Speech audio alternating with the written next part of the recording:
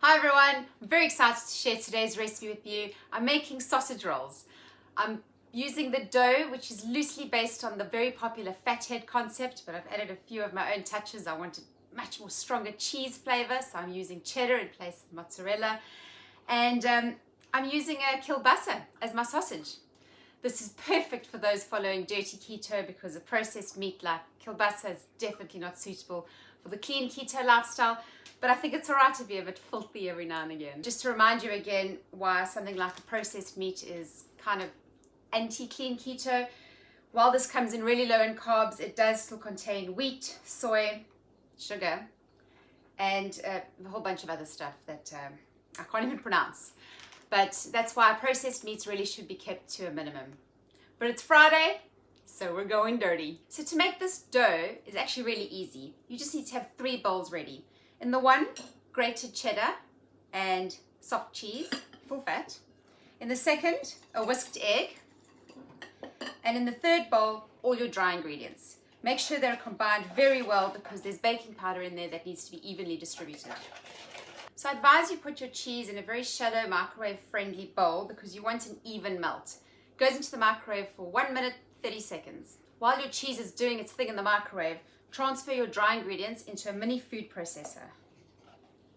You can mix this dough by hand, but I think it's so much easier in a mini food processor.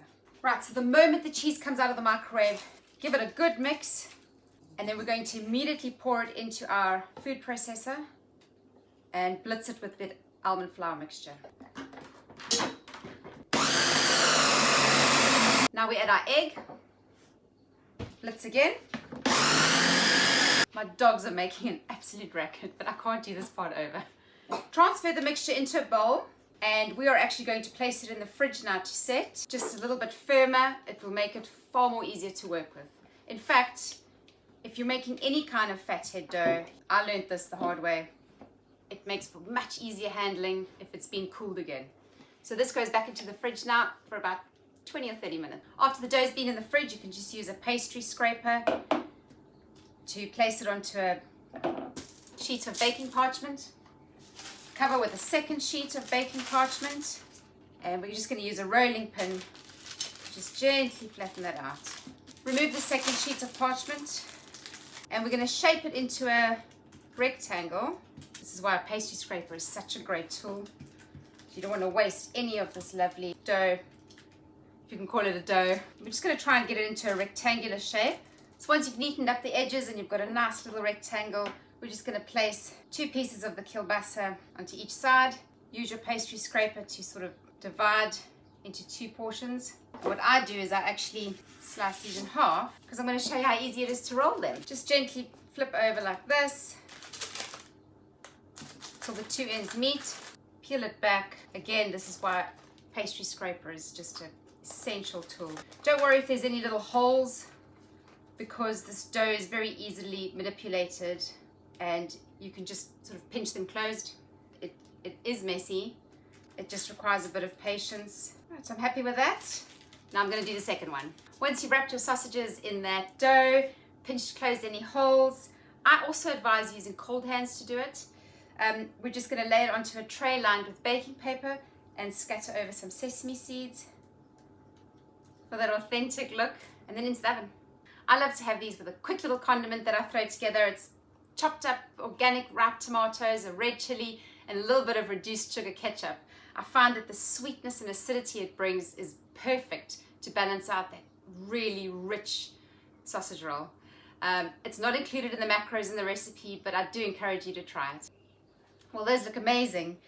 Don't forget they are piping hot inside, so give them a few minutes to cool down before you tuck in. And don't forget that lovely tomato relish I spoke about earlier. And just with a lovely salad on the side, I think will be great. For more details on this recipe, how I made the dough, oven temperatures, macro calculations, etc., please visit fatsoflife.co.uk and search for Fathead sausage rolls. Thank you so much for watching, everyone. Don't forget to follow me on social media and subscribe to my YouTube channel if you haven't already.